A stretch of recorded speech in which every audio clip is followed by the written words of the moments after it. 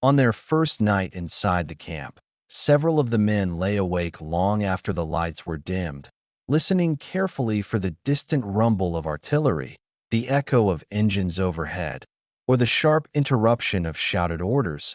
Yet none of those sounds came, and as the darkness settled fully around the wooden barracks and the air remained undisturbed by war, the steady, uninterrupted silence felt less like relief and more like something unfamiliar that demanded explanation.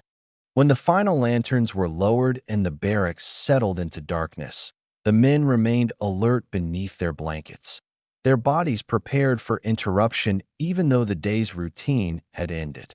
In previous months of the war, night rarely brought stillness. There had always been distant movement, mechanical echoes, or the tension of waiting for alarms. Here, however, the air held a different quality. It was not empty, but stable, carrying only the faint creak of wooden beams adjusting to cooler air. Several of the prisoners kept their eyes open, tracking the dim outline of the ceiling above them. They listened carefully, almost searching for confirmation that the silence was real. The absence of artillery or aircraft engines felt unfamiliar, as if a layer of expectation had been removed too quickly. For men accustomed to interrupted sleep, uninterrupted quiet required adjustment. The camp itself did not appear abandoned. Guards maintained their rotations beyond the walls, footsteps crossing gravel at measured intervals. Those sounds were controlled and predictable, not chaotic. Predictability marked the difference. Outside the perimeter, there was no surge of sudden noise rising from distant conflict. The horizon remained dark and undisturbed. Inside the barracks, breathing gradually slowed. Blankets shifted as men turned from one side to the other, testing whether rest could come without vigilance. Some found themselves counting seconds between distant guard movements, measuring the pattern rather than fearing it. Patterns create structure, and structure steadies thought. For many of them, night had once meant tension. It had required listening for engines in the distance, interpreting faint vibrations in the air, or reacting to abrupt commands that cut through sleep. The body learns such rhythms quickly. Even when danger is no longer present, habit lingers. Muscles remain prepared for response. Here, the silence extended without rupture. The sky beyond the small windows held no flashing light, no distant glow of bombardment. Instead, it offered a steady darkness punctuated only by stars faintly visible between the wooden frames. That visual stillness reinforced what their ears were confirming. A few prisoners felt unsettled by this calm. Relief was expected, yet relief did not arrive immediately. Instead, uncertainty took its place. If the night carried no warning signals, what did that suggest about the environment around them? The absence of threat felt almost like a void that required reinterpretation. Gradually, the realization formed that this silence was not accidental. It was consistent with the broader pattern they had begun to observe in the camp. Days followed schedule. Facilities operated reliably. Guards rotated in steady intervals. Now the night, too, followed a stable rhythm. One man shifted onto his back and closed his eyes deliberately, testing whether sleep would come without interruption. Another remained on his side, listening for several minutes longer before allowing his breathing to deepen. Acceptance did not occur simultaneously for all of them. It moved gradually across the room. Outside, wind brushed lightly against the outer walls, creating a soft, continuous murmur that carried none of the urgency they had once associated with night. Even that sound felt measured rather than alarming. The building held steady. Over time, the silence ceased to feel threatening and began to feel structural. It was not emptiness, it was order. The camp was governed by systems that operated during the day and continued into the night. That continuity reduced uncertainty. As the hours passed, the barracks grew quieter still. Restlessness diminished. One by one, the men surrendered to sleep without being startled awake. The night did not break apart into fragments. It remained whole. By morning, When pale light filtered through the windows and routine resumed, several of the men carried a subtle awareness that something had shifted. The uninterrupted quiet had not erased their confinement, but it had altered their expectations. Night in this place did not echo with distant conflict. It held steady, and in that steady darkness, they encountered a new form of adjustment, one that required them to release vigilance and accept a silence they had not anticipated finding so far from home. On the second night, the men entered the barracks with a different awareness, not yet fully comfortable, but less guarded than before. The memory of uninterrupted rest lingered from the previous evening, creating a subtle expectation that the quiet might return. Even so, several of them paused before lying down, listening to the fading sounds of evening activity outside the walls. Boots crossed gravel at measured intervals as guards completed their rounds. Doors closed with controlled precision, and distant voices diminished until only the steady murmur of wind remained. The reduction of sound followed a pattern, almost like a sequence being performed. Sequence builds confidence. Confidence gradually softens tension. As darkness settled, the men lay in their bunks once more, their bodies still carrying habits formed during months of unpredictable nights. A few kept their hands near the edges of their blankets, ready to rise if needed. Others fixed their gaze on the wooden beams overhead, tracking faint outlines in the dimness. Habit does not dissolve immediately, it recedes through repetition. Minutes passed without disruption. No engines disturbed the sky. No vibrations trembled through the floorboards. The air remained still except for the soft cadence of breathing that filled the room. This steady cadence replaced the distant chaos that had once defined night. Some of the prisoners began to notice how deeply the absence of external threat influenced their senses. Without the need to interpret distant noise, their attention shifted inward. They became aware of small details they had once ignored: the rhythm of their own breathing, the slight rustle of fabric, the muted creak of timber adjusting to cooler air. The silence did not feel empty, it felt organized. Even the guard patrols outside followed consistent intervals. Footsteps approached and receded in predictable timing. Predictability reduces strain. The body responds to patterns by lowering its defensive posture. A few men reflected quietly on how different this felt from earlier experiences on the front lines, where night often intensified anxiety rather than easing it. There, darkness concealed movement. Here, darkness carried stability. That contrast required mental adjustment. Gradually, the tension that had once accompanied evening began to diminish. One by one, the men shifted into more natural sleeping positions. The rigidity in shoulders softened. Breathing deepened. Sleep arrived earlier for some, less interrupted by sudden waking. Even those who struggled initially found that the quiet persisted long enough to build trust. Trust in silence is not immediate, it grows from repetition. By the second night, repetition had begun. Outside, the horizon remained undisturbed. There were no distant flashes or tremors. The sky stretched without interruption above the perimeter fence. The camp lights dimmed according to schedule, reinforcing that night followed structure just as the day did. Within the barracks, a new rhythm formed. Instead of fragmented rest shaped by vigilance, the men experienced sustained intervals of sleep. Sustained rest altered how morning felt. They rose with clearer minds, less burdened by fatigue. The absence of threat began reshaping perception of the environment. Silence no longer felt suspicious. It felt deliberate. Deliberate silence signals control. Control reduces uncertainty. By the end of the second night, the men understood that the quiet was not temporary. It was part of the system governing this place. The war continued elsewhere, but here, after dusk, the air remained undisturbed. That realization did not erase their confinement. It did not diminish the fact that they were far from home. Yet it introduced a subtle shift in how they experienced time. Night no longer demanded constant listening. It offered steadiness. And in that steadiness, another assumption faded, replaced by a growing recognition that even darkness here followed a predictable order, allowing the mind to rest where it once remained alert. By the third evening, the approach of darkness no longer triggered the same alert stillness that had marked their first night in the camp. Instead, the transition from day to night began to feel like a sequence with defined stages, each one predictable. Work concluded. Supper was served. Lights dimmed in measured intervals. The rhythm unfolded without deviation. Several of the men found themselves noticing how the camp changed character after sunset.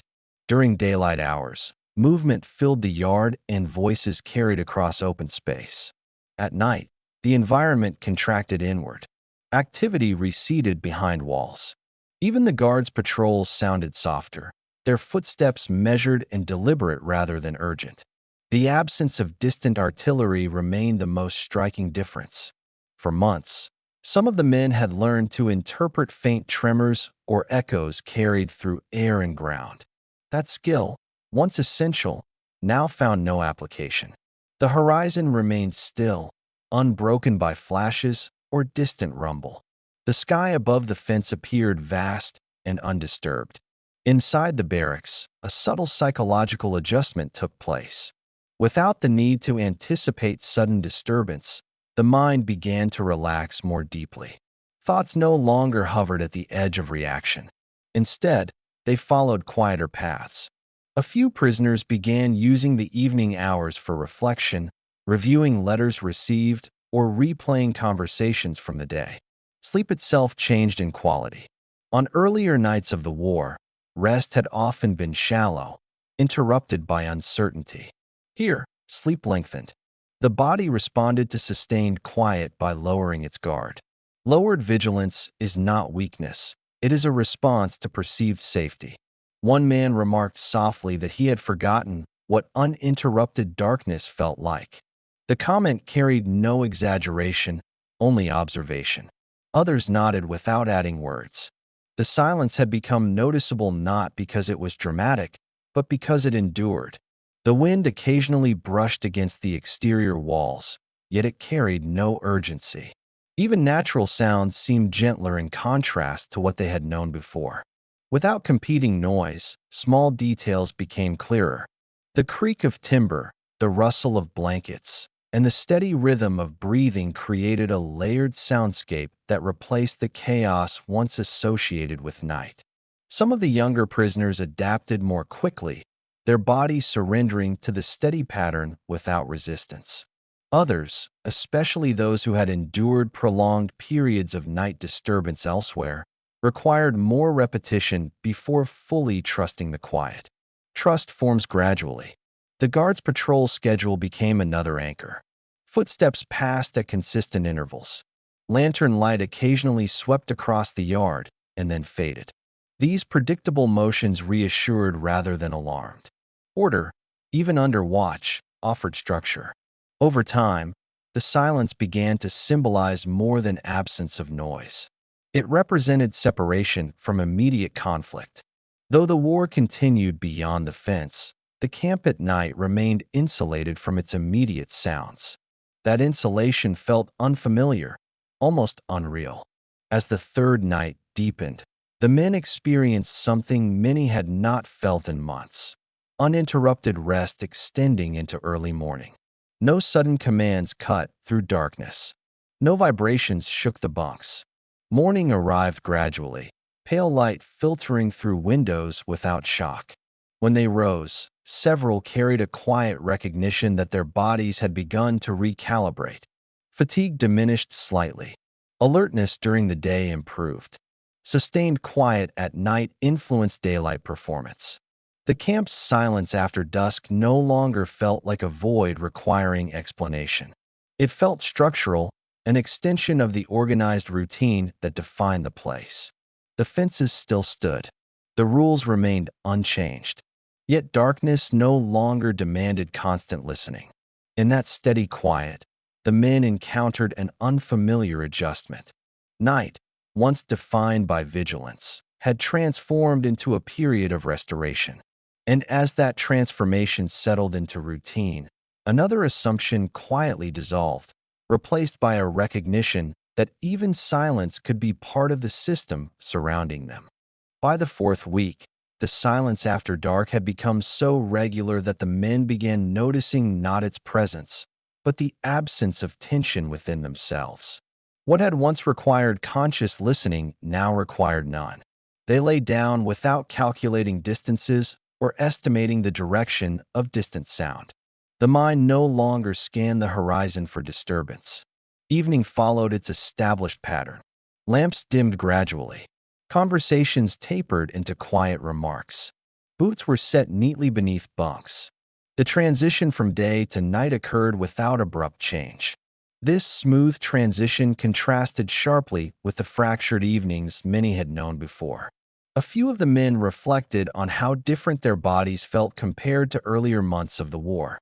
Muscles that once remained tight through the night now released more easily. Breathing settled into deeper rhythm. The nervous system, long conditioned to react, began to recalibrate. The silence outside remained steady. There were no distant flashes on the horizon, no low rumble carried across the fields. The sky above the fence appeared open and unbroken. In earlier times, darkness concealed threat. Here, it concealed nothing at all. Guard patrols continued as always, footsteps passing at measured intervals along the perimeter. The predictability of those movements reinforced order. Order reduces uncertainty. Uncertainty fuels vigilance. With uncertainty diminished, vigilance gradually eased. Some of the older prisoners admitted quietly that they had forgotten what complete stillness sounded like. The absence of mechanical noise and distant conflict allowed them to hear smaller details.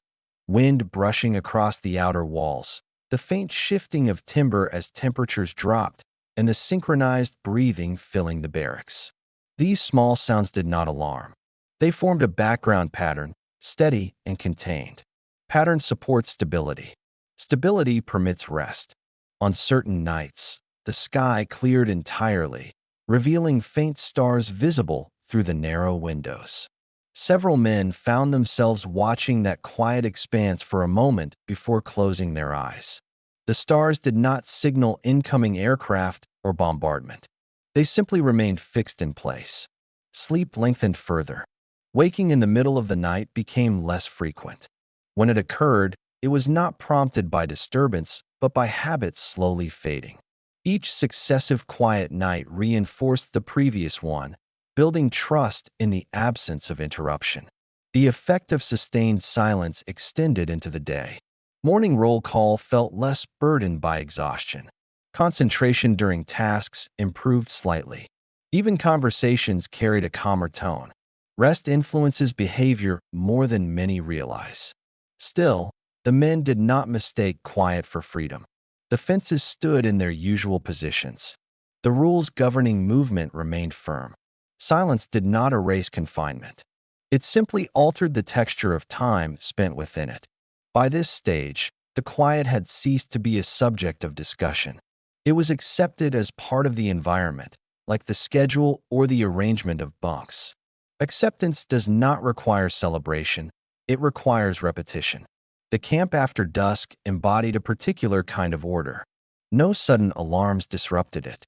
No distant conflict intruded upon it. Darkness fell and remained intact until morning light replaced it.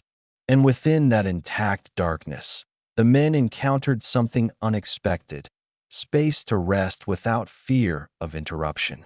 The silence no longer pressed against them with unfamiliar weight. It surrounded them steadily, forming a predictable backdrop to each night. In that steady backdrop, another layer of adjustment took place. The body learned to trust quiet. The mind learned to release constant listening. And as these adjustments accumulated, the silence itself became part of the structured system defining their days, extending order beyond daylight into the hours once dominated by tension. By the fifth week, the silence had fully integrated into their internal rhythm, no longer noticed as an absence, but accepted as a condition of the place. Nightfall no longer carried anticipation of disturbance. It arrived gradually, like a curtain drawn with careful precision, and the men adjusted without hesitation. The routine unfolded with quiet efficiency. Evening tasks were completed, lamps dimmed in sequence. Conversation settled into low tones before fading entirely. Each stage flowed into the next without disruption. The transition felt measured, almost rehearsed. Several prisoners began observing how the absence of night conflict subtly reshaped their thoughts about distance. The war continued elsewhere, yet here, darkness arrived without echoes of battle. That separation created a psychological boundary as distinct as the physical fence surrounding the camp. Some of the men found themselves reflecting on earlier nights spent under threat, where even distant rumble could signal sudden change. In contrast, the current stillness carried no coded warnings. It did not require interpretation. It simply endured. Breathing across the barracks aligned into steady cadence as sleep settled in. The synchronized rhythm replaced the fragmented wakefulness that had once defined night. The body, conditioned by repetition, responded with deeper rest. Even those who initially resisted surrendering to the quiet now found it easier to close their eyes without calculating risk. Habit had begun to shift. Vigilance no longer dominated the first hours of darkness. Instead, a calm expectancy took its place. Outside, the perimeter remained firm. Guard patrols continued their steady circuits, lantern light briefly tracing the fence line before fading again. The regularity of those movements reinforced structure rather than alarm. On especially clear nights, the stars appeared sharply defined beyond the narrow windows. Their steady presence carried no implication of aircraft or bombardment. The sky existed without tension. A few prisoners admitted privately that uninterrupted sleep had become one of the most unexpected adjustments. Not comfort in the physical sense, but stability in time. Stable nights produced clearer mornings. Clearer mornings supported steadier days. The silence also influenced how memory formed. When nights pass without rupture, they blend into extended stretches of rest rather than fragmented recollections of sudden noise. Memory shaped by continuity feels different from memory shaped by interruption. No announcements marked this transformation. No one declared that the quiet had been accepted. It happened gradually, night after night, as repetition replaced uncertainty. By the end of the season, darkness no longer felt like an unpredictable space requiring defense. It became part of the camp structure, as reliable as meals or roll call. The fences did not move. The rules did not loosen. Yet the night remained intact. The men no longer lay awake listening for distant explosions. They listened only long enough to confirm that the familiar pattern continued. When it did, they surrendered to rest without hesitation. The silence had not removed confinement. It had not softened boundaries, but it had altered their relationship with time. Instead of measuring night in segments between disturbances, they experienced it as a continuous stretch. And in that continuity, another quiet adjustment settled into place. The body trusted darkness. The mind released constant anticipation.